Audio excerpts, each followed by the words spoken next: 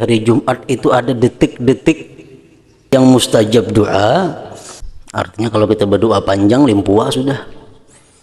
Ini hitungan detik saja. Nah, lalu apabila saatnya itu yang berbeda-beda pendapat antara para ulama. Ada yang mengatakan habis sembahyang subuh hari ini tadi. Ada yang mengatakan jam sekian, ada yang mengatakan waktu khatib di atas mimbar, ada yang mengatakan waktu khatib turun dari mimbar menuju tempat imam, ada yang mengatakan menjelang tenggelamnya matahari, ada yang mengatakan waktu khatib duduk di antara dua khutbah. Nah, itu pendapat-pendapat ulama.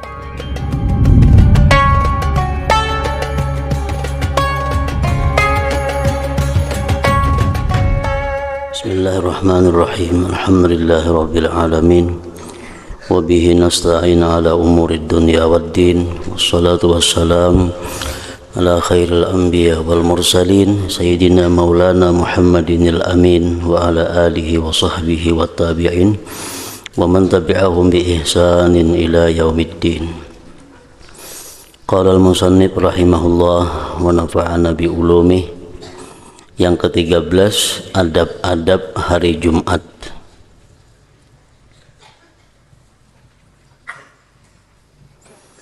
Ketahuilah olehmu bahwa hari Jumat itu adalah hari raya bagi orang Islam.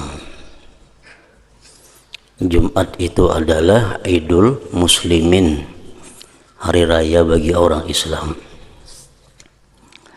yaitu hari yang mulia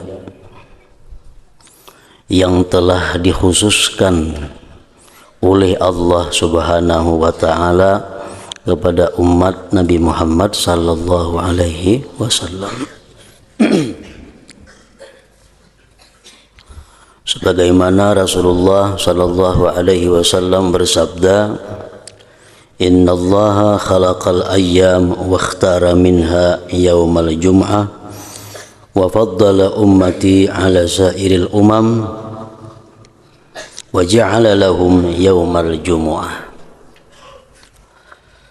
Sesungguhnya Allah menciptakan hari-hari Ahad, Senin, Selasa, Rabu, Kamis, Jumat, Sabtu, dan Allah memilih dari hari-hari itu, Allah pilih hari Jumat. Dan Allah melebihkan umatku atas sekalian umat-umat yang lain. Dan Allah menjadikan bagi umatku itu hari Jumat sebagai hari raya mereka. Fakullu amalin ya'maluhul insan yaumal jumu'ati yuktabu lahu sab'ina hasanah. Tiap-tiap amal yang dilakukan oleh manusia pada hari Jumat itu, tiap-tiap ibadah yang dilakukan oleh manusia pada hari Jumat itu ditulis baginya 70 kebaikan. Kalau hari-hari biasa 1 kebajikan 10. Hari Jumat 70.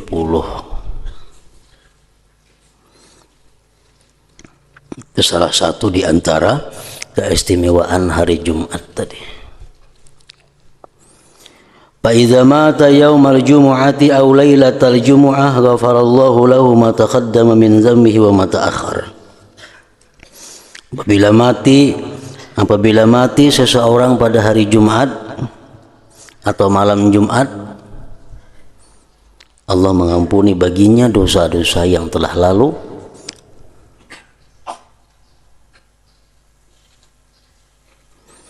dan dosa yang akan datang. Dalam hadis lain disebutkan, man mata yaumal jumu'ah aw lailatal jumu'ah kutiba lahu ajru syahid wa wuqiya fitnatal qabr. Barang siapa yang mati pada hari Jumat atau malamnya, ditulis baginya pahala mati syahid dan dipeliharakan daripadanya fitnah kubur. Asal yang mati itu orangnya muslim, asal yang mati itu orangnya Islam dan beriman.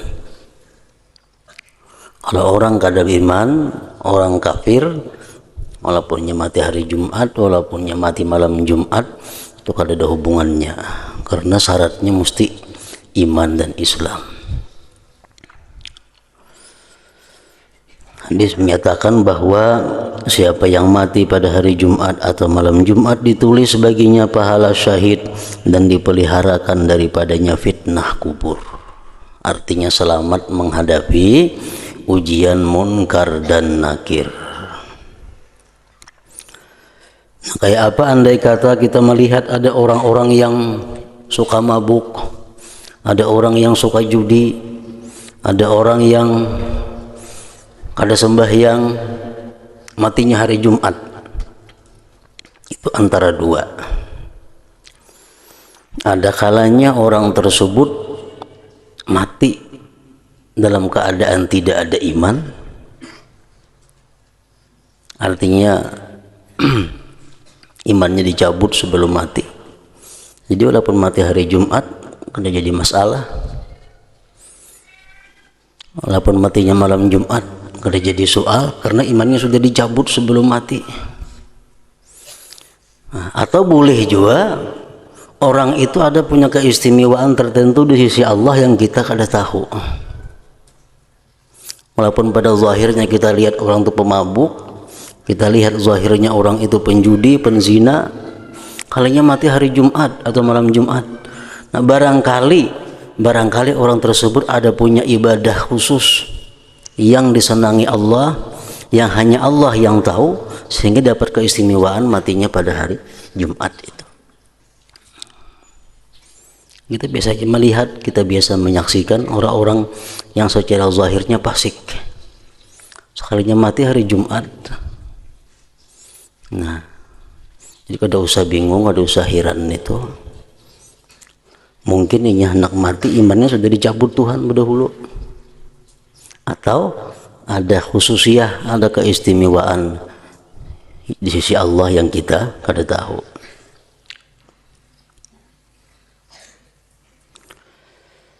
Dan pada hari itu, hari Jumat maksudnya, ada satu saat yang mustajab doa.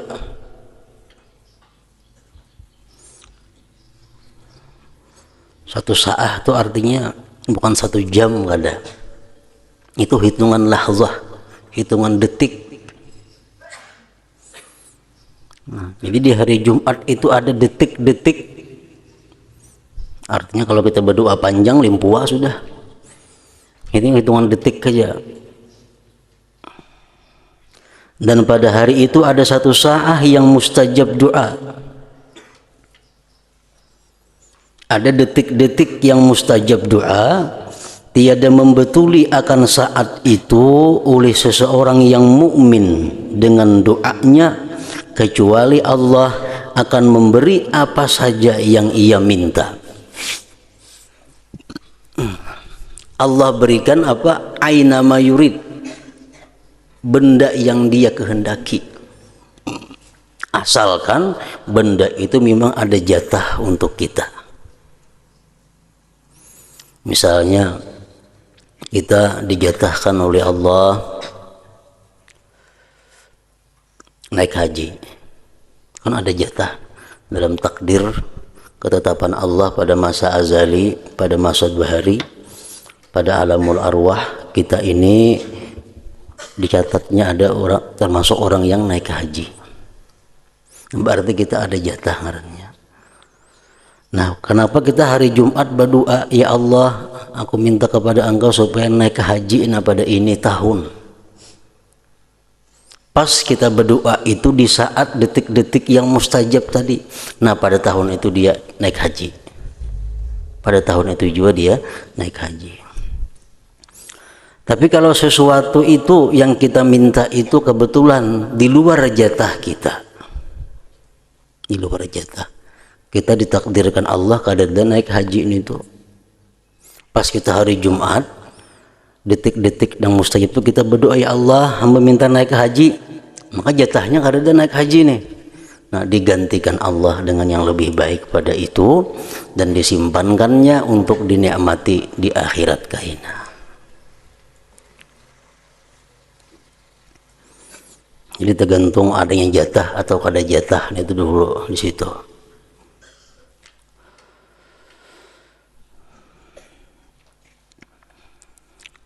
Dan pada hari itu, hari Jumat, ada satu saat yang mustajab doa.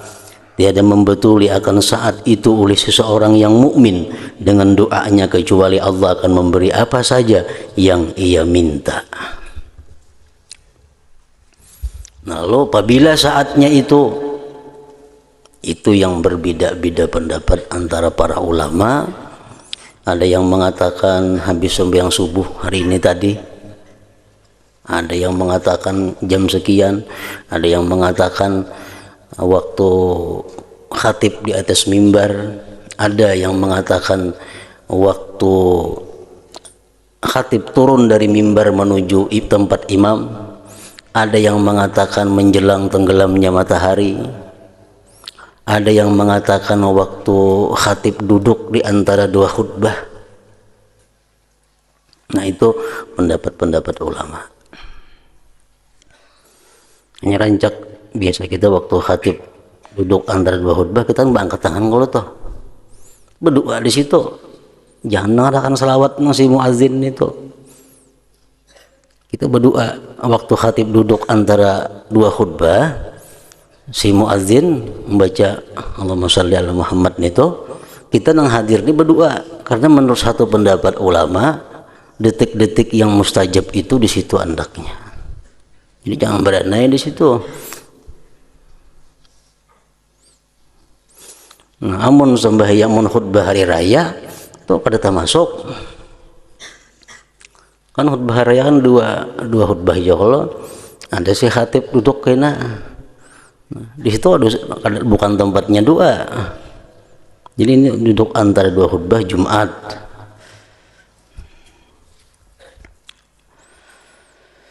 Maka bersiap-siaplah engkau menghadapi hari Jumat itu mulai dari petang hari Kamis. Lagi maka hendaklah engkau membersihkan pakaianmu dan memperbanyak mengucap tasbih dan istighfar mulai daripada petang hari Kamis. Karena masa itu sudah menyamai kelebihan hari Jumat. Kamarian Kamis itu sudah masuk hari Jumat. Makanya ada beberapa pendapat ulama yang mengatakan bahwa orang yang mati petang hari Kamis itu sama aja dengan orang yang mati dengan malam Jumat. Karena petang Kamis itu sudah dapat keistimewaan sebagaimana keistimewaannya hari Jumat.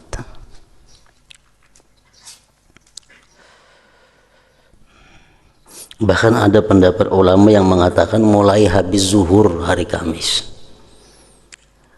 Ada yang mengatakan mulai habis zuhur hari Kamis sudah masuk bagian Jumat.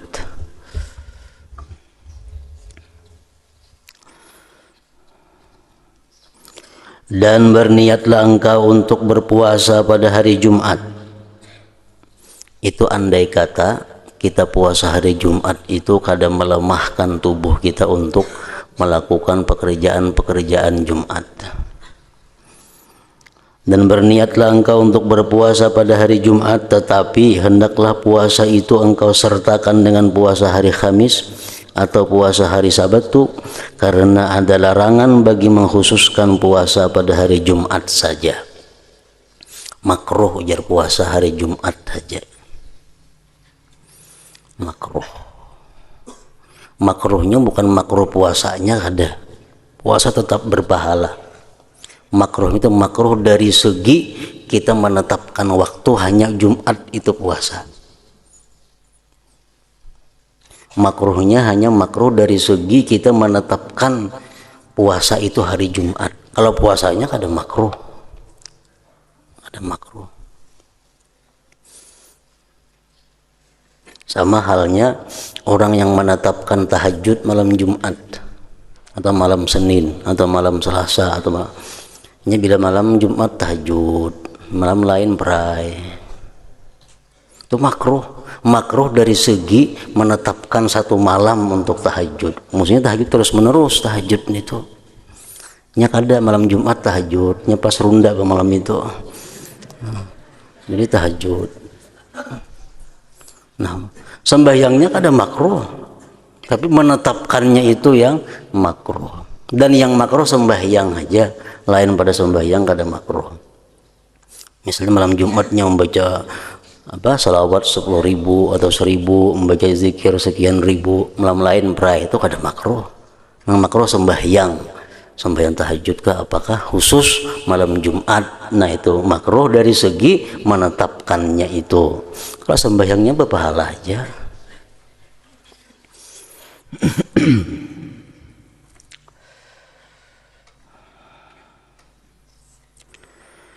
Apabila engkau berada di pagi hari Jumat, maka hendaklah engkau mandi, karena mandi Jumat itu adalah satu kepastian, hukumnya sunnah muakkadah menurut sebahagian pendapat, bahkan ada yang mengatakan wajib. Makin barak ke masjid waktunya mandi Jumat makin baik. Setelah ke masjid jam 11, mandi setengah 11 makin bagus. Kalau mandi jam 8, tulak jam 12, hilang sudah baunya. Kalau berpengaruh lagi mandi tujuannya supaya menghilangkan bau-bau yang kada nyaman di awak. Jadi ke masjid itu bersih, nyaman. Makin parak hendak tulak makin bagus.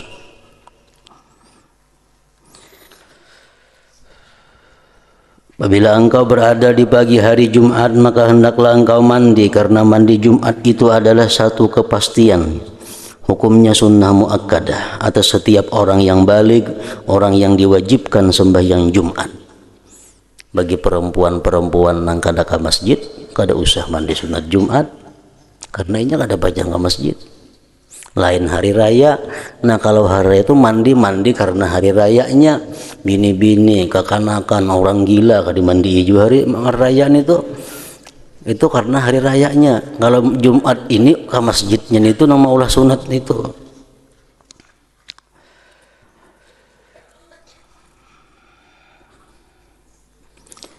Dan bersungguh-sungguhlah engkau dalam menyucikan badanmu dengan mencukur bulu ari-ari misalnya, dan mengendam misi misalnya, memotong kumis dan memotong kuku, dan menggunakan siwak dan segala cara-cara bersuci. Kemudian ambillah perhiasanmu dengan pakaian yang putih. Pakaian putih itu disunatkan di tiap-tiap waktu. Jadi pakaian putih itu sekalinya sunatnya bukan hanya untuk Jumat, bukan hanya untuk sembahyang Jumat, tiap-tiap waktu dianjurkan berpakaian putih. Karena putih merupakan warna yang paling disukai oleh Allah Subhanahu wa ta'ala.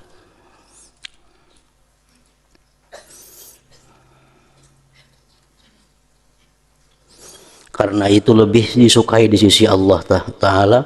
Dan pakailah minyak wangi, sebaik-baik minyak wangi yang engkau miliki. Pakai sebaik-baik minyak wangi yang engkau miliki. Menumpun kawan lain yang engkau miliki. Seorang ada bisi minyak wangi cuma kurang baik, ampun kawan tak baik, ampun kita aja pakai. Ini yang engkau miliki.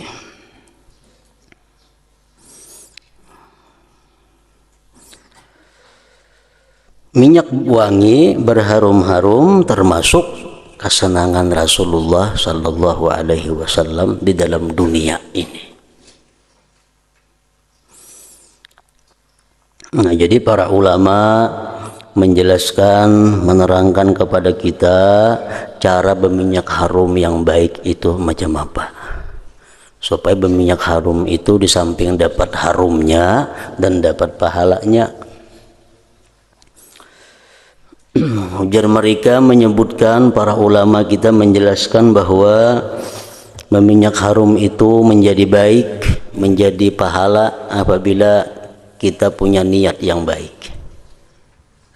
Punya niat yang baik. Yang pertama, niat kita berminyak harum itu adalah ibtigha mardatillah, menuntut kesenangan Allah. Karena Rasulullah bersabda, man tatayyaba lillah jaa yaumal qiyamah wa rihuhu atyabu min rihil misik. Barang siapa yang berharum-harum karena Allah, maka dia datang pada hari kiamat, baunya dia lebih harum daripada bau kasturi. Jadi berminyak harum, tujuan kita pertama adalah ibtigha mardatillah, menuntut keridhaan Allah. Yang kedua, berminyak harum tujuan kita apalagi ittiba' sunnati Rasulillah sallallahu alaihi wa alihi wasallam, mengikuti sunnah Rasul, mengikuti sunnah Nabi. Padahal Rasulullah berminyak harum itu daripada kepada aja. Awak sidin pun walaupun kada berminyak harum tetap semerbak. Badan sidin walaupun sidin kada berharum-harum tetap bau harum. Bahkan mengalahkan harum minyak harum yang paling harum. Sahabat Nabi tahu di sini bekas Rasulullah duduk karena ada bau bekas harumnya.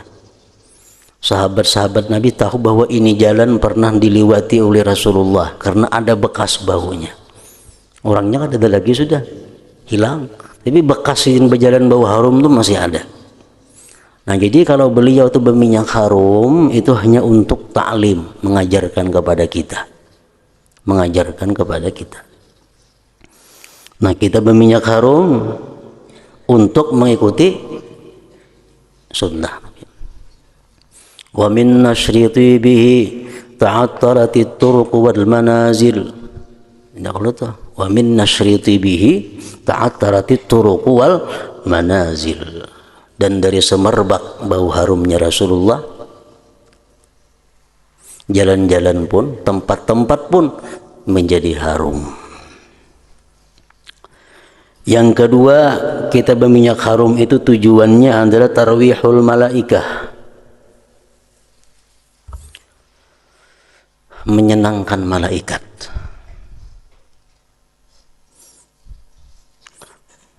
Menyenangkan malaikat. Kita kadang melihat di sekitar awak kita ini berapa malaikat mengiringi kita. Makinnya orang takwa, makinnya orang yang saleh, makin banyak malaikat mengiringinya, malaikatur rahmah. Jadi bukan hanya mengiringi kita ini malaikat rakib atid, kada, lebih daripada itu. Ada malaikat hafazah, malaikat yang menjaga diri kita. Kita guring, pernahlah samut masuk ke hidung kita, pernah samutlah masuk ke telinga kita. Kada biasa dengar kita lagi orang guring memasukkan samut. Kenapa? Karena ada malaikat hafazah yang menjaga kita. Nah, malaikat-malaikat yang di sekeliling kita ini, kalau kita harum, nyaman inya. Kita kada harum kayak kita juga, kawan kada harum kayak apa? Nyaman lah.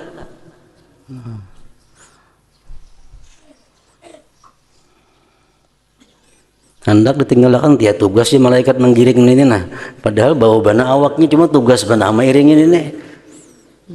Jadi supaya malaikat tuh senang diharumi awak nito.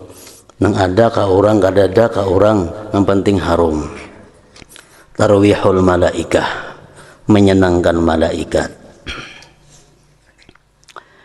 Yang keempat, tujuannya minyak harum itu apa? Kita berwangi-wangi, tarwihu man jalasa indah, menyenangkan orang yang duduk di sekeliling kita.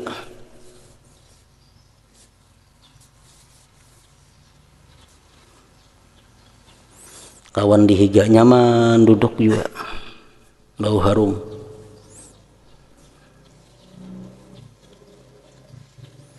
Menyenangkan kawan yang duduk di sekeliling kita.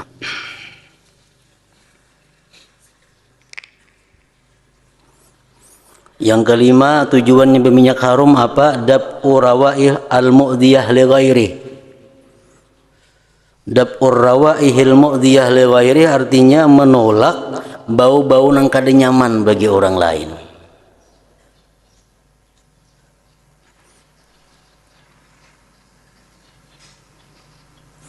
Baik pun kalau berjauh kita nyaman aja berjauh. Coba di motor taksi kemana berjauh lagi. Sebelah sini bau awak, sebelah sini bau. Kita di tengah minyak harum bermampan lagi. Kiri kanan bau. Nah, jadi menolak bau-bauan yang kada nyaman itu tujuan kita. Yang keenam, tujuan berminyak harum niatnya apalagi hasmu babil ghibah, menutup pintu ghibah. Menutup pintu ghibah. Kayaknya aku kada berminyak harum, awakku bau sambat orang si anu tuh jah bibi bau badan. Nah, ya Allah, berdosa orang jadinya. Orang jadi berdosa gara-gara kita kada berminyak harum, gara-gara awak kita bau. Supaya orang jangan menyambati kita, supaya orang jangan menggibah kita, ini ya berharum-harum. Itu artinya hasmu babil ghibah, menutup pintu ghibah supaya orang jangan berdosa. Yang ketujuh, niat berminyak harum taqwiyatud dimag, memperkuat otak.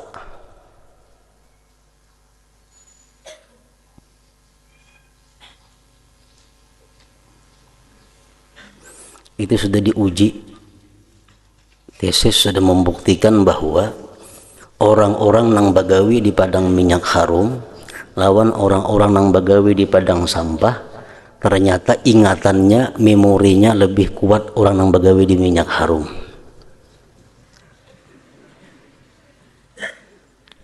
Hafalannya kuat orang nang bagawi di minyak harum ketimbang orang bagawi di tempat bau-bau nang kada nyaman. Yang terakhir, yang ke berapa? 9 kah? Yang ke-8, istizadu aqlih, agar bertambah akal. Bila akal bertambah takwa, bertambah takut lawan Allah. Kenapa kita kurang takut lawan Allah? Karena akal kita kurang. Nah, itu paling baik fungsi minyak harum, menambah akal kita. Imam Syafi'i berkata, man taba rihuhu zada aqluhu. Siapa harum baunya, maka bertambahlah akalnya. Nah, jadi 8 macam kita berniat berminyak harum, 8 macam dapat pahala. Sekali kita berniat nih tuh, sekali pertama aja berniat minyak sahaja aku berminyak harum untuk mencapai keridaan Allah. Yang kedua, mengikuti sunnah Rasulullah Sallallahu Alaihi Wasallam. Yang ketiga, menyenangkan malaikat. Yang keempat, menyenangkan orang-orang yang di sampingku. Yang kelima, menolak bau nang kada nyaman bagi orang lain. Yang keenam, menutup pintu ghibah, menutup pintu ghibah. Yang ketujuh, memperkuat otak. Yang kedelapan, menambah akal. Sekali hari ini aja berniat, kayaknya isok saja aku berminyak harum, niatnya kayak semalam. Nah, itu aja lagi, lagi kayak itu aja, niatnya kayak semalam.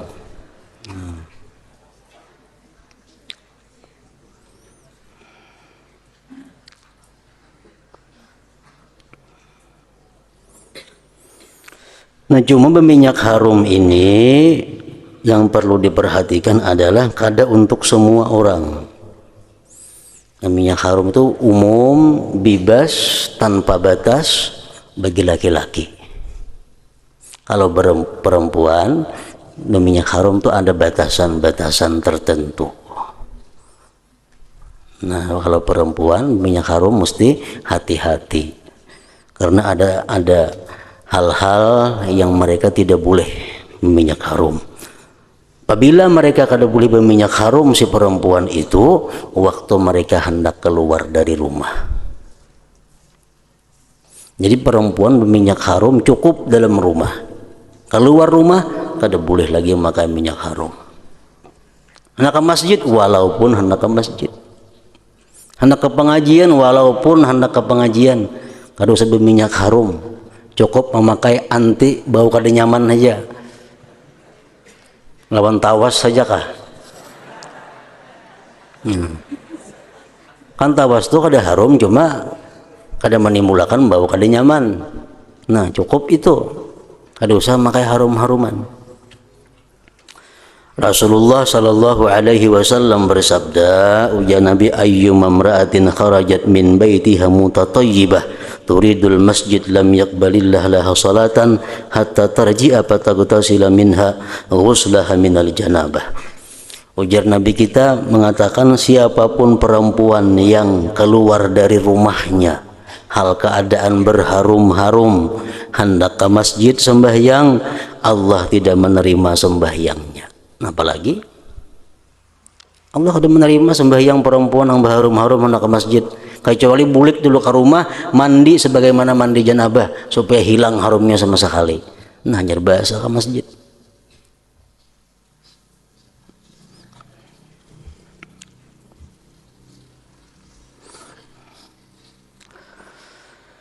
Nah, sesudah berminyak harum dengan minyak harum yang sebaik-baik engkau miliki, setelah itu bersegeralah engkau pergi ke masjid dan berjalanlah dengan perlahan-lahan dan dengan penuh ketenangan.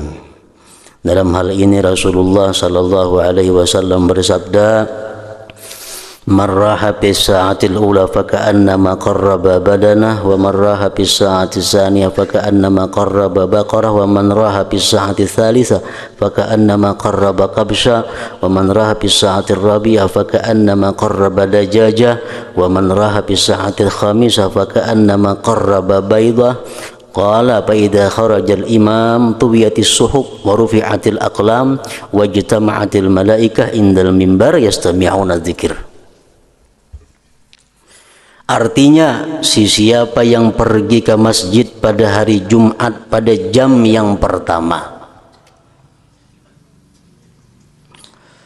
maka seakan-akan ia berkurban seekor unta. Dan siapa yang pergi pada jam yang kedua, maka seakan-akan ia berkurban seekor lembu. Dan siapa yang pergi pada jam yang ketiga, maka seakan-akan ia berkurban seekor kibas. Dan siapa yang pergi pada jam yang keempat, maka seakan-akan ia berkurban seekor ayam.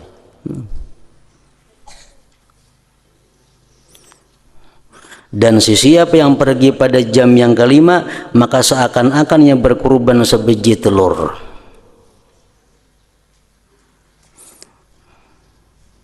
Ini dibagi ya waktunya, mulai timbul matahari sampai anggaplah jam 12 bagi 6. Nah jadi amun kada suah amalakan itu, amalakan sekali barang seumur hidup, supaya beban ilmu yang ada pada kita sudah ditunaikan. Kita membaca sudah hadisnya, mendengar beberapa kali nar hadis ini sudah, kalau ada tak amalakan juga mati. Nah kayaknya kita dituntut kenapa kada mengamalkan itu. Mungkin kita pernah sekali barang seumur hidup, ada sudah kita keringanannya, bahwa kita sudah memperdulikan, sudah mengamalkan. Walaupun sekali seumur hidup, tolak mulai sembahyang subuh ke masjid,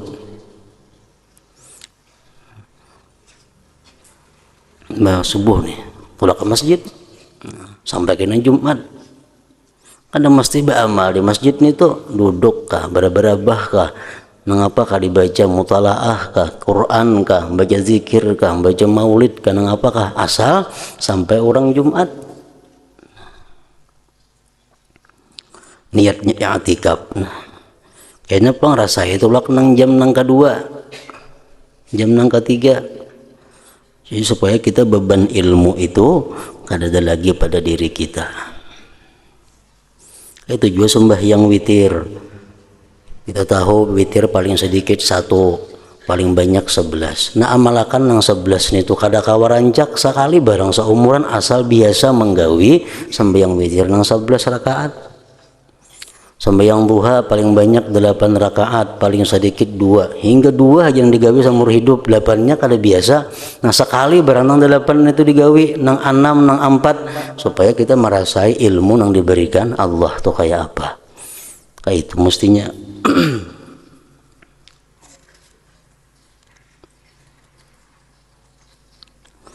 Dan apabila imam sudah keluar naik ke atas mimbar, maka dilipatlah buku catatan dan diangkat segala kalam, dan para malaikat yang bertugas sebagai pencatat pergi duduk di tepi mimbar untuk mendengarkan khutbah.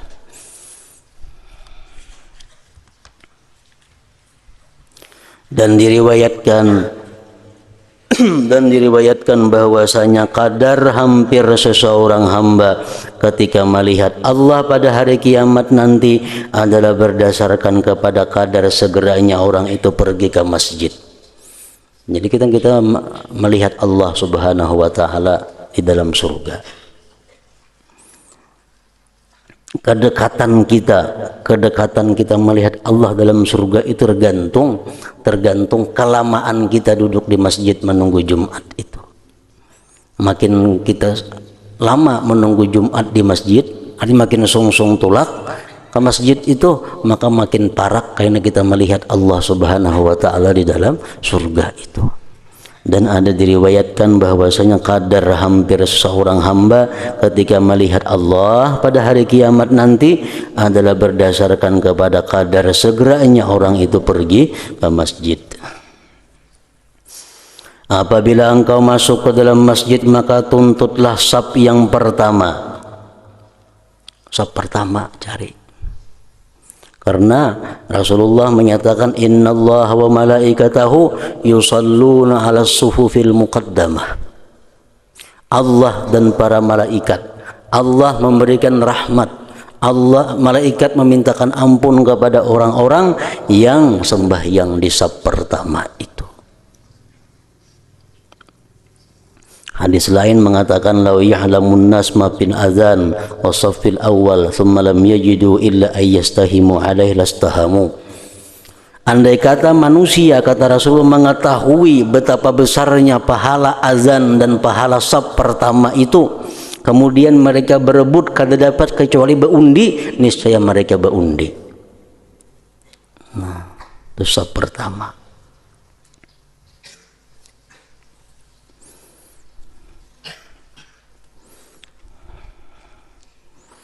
Jadi sembahyang di saf pertama itu ada keistimewaan.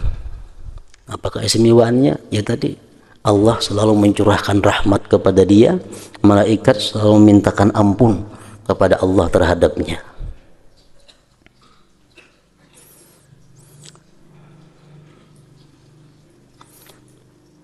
Ada sahabat Nabi bernama Abu Darda. Abu Darda ini sembahyangnya pembelakangan beliau sidin sembahyang. Ada mau sidin di saf pertama. Jadi jar anak murid sidin, wahai guru, kenapa pian sembahyang di belakang terus? Maka jar Nabi yang paling baik itu saf pertama. Saf pertama yang paling baik. Pian kenapa di belakang sembahyang? Nah, ujar sidin menjawab, Abu Darda menjawab, innallaha idza nazara ila abdin bis salah wa faralahu wa liman wara'ahu. Ujar sidin menjawab bahwa Allah itu apabila memandang seseorang yang berada di depan, kemudian Allah ampuni orang tersebut, maka yang di belakangnya pun dapat ampunan daripada Allah Subhanahu wa taala. Jadi makin banyak yang dapat ampunan, makin banyak seorang dapat yang paling hujung tuh kalau tuyukannya. Misal orang sampai yang saf pertama dapat nazarah Allah, saf yang kedua dapat nazarah Allah, saf 3 dapat nazarah Allah, saf 4 seorang saf yang ke-10 100 seorang tuyukannya. Nah, jadi sih aku sembahyang baik di belakang aja. Nah itu tergantung niat masing-masing. Yang penting tahu itu dulu hukumnya. Orang yang sembahyang di belakang, ketujuh di belakang, ada dalilnya, ada nasnya. Orang ketujuh sembahyang di sepertama pun ada dalilnya, ada nasnya.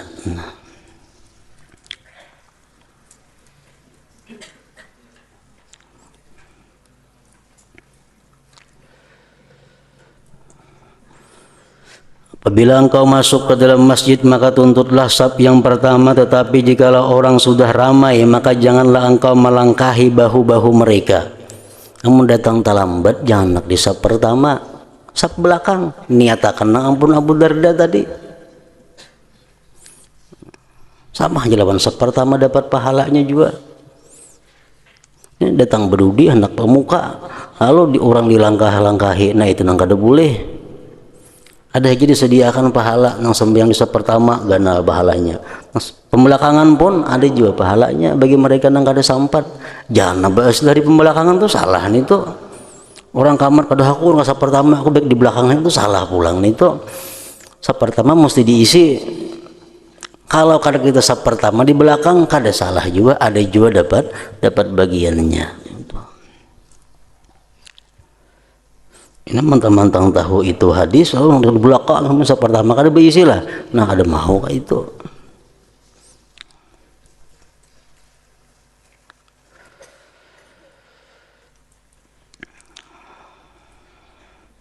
Dan janganlah engkau lalu di hadapan orang yang sedang sembahyang, kada boleh. Dan pilihlah tempat duduk yang berdekatan dengan dinding atau tiang, sehingga orang tidak melintasi di hadapanmu. Dan jangan engkau duduk di dalam masjid itu kecuali setelah engkau kerjakan sembahyang sunat tahiyatul masjid.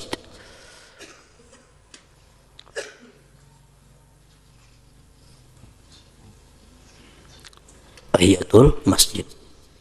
Makanya rancak orang azan tuh, kalau orang terlambat datang, sudah orang azan hanya datang. Nah, baiknya mana berdiri ke berduduk kah kita?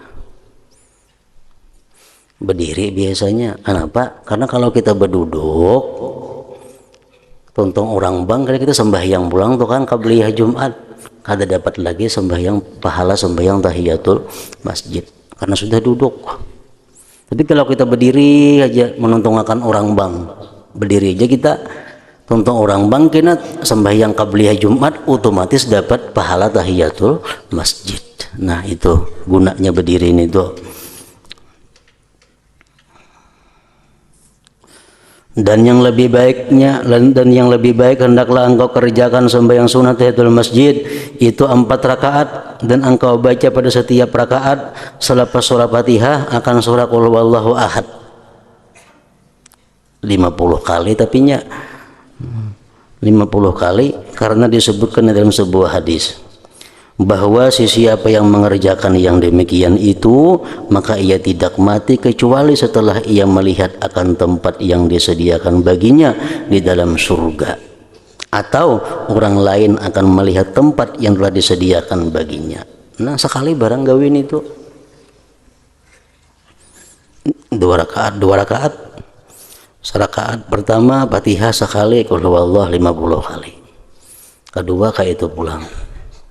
Salam karena bangkit pulang. Rakaat pertama sama Fatihah Qul huwallahu 50.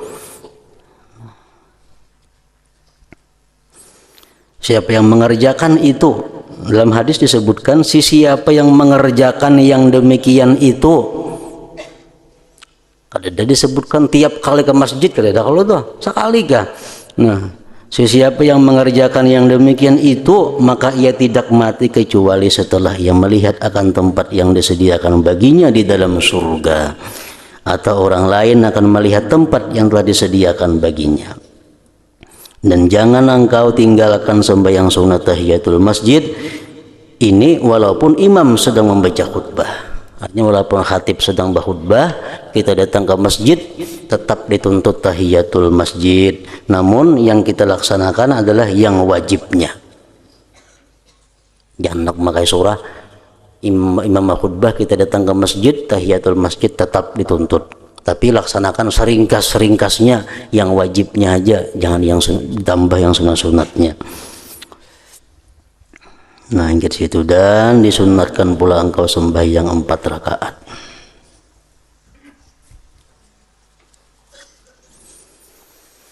Hadratin Nabi sallallahu alaihi wasallam. Al-Fatihah.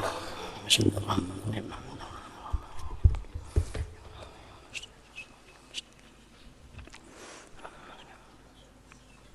Bismillahirrahmanirrahim. Alhamdulillah rabbil alamin. Allahumma salli wa sallim ala sayyidina wa habibina Muhammadin wa ala alihi wa sahbihi ajma'in. Allahumma ighfir lana ma akhta'na wa ma ta'ammadna wa ma asrarna wa ma a'lanna wa ma anta a'lam bihi minna, antal muqaddim wa antal muakhir. La ilaha illa anta. Allahumma anfa'na bima 'allamtana wa 'allimna ma yanfa'una wa zidna fahman wa ilman wa amalan wa hudan wa taufiqan bi rahmatika ya arhamar rahimin. Allahumma ihfazna wa ihfaz man ma'ana wa ma ma'ana min al-bala wa syarri kulli dhi syarr, innaka ala kulli syai'in qadir. Sallallahu alaihi sayyidina Muhammadin wa alihi wa sallam. Alhamdulillah rabbil alamin.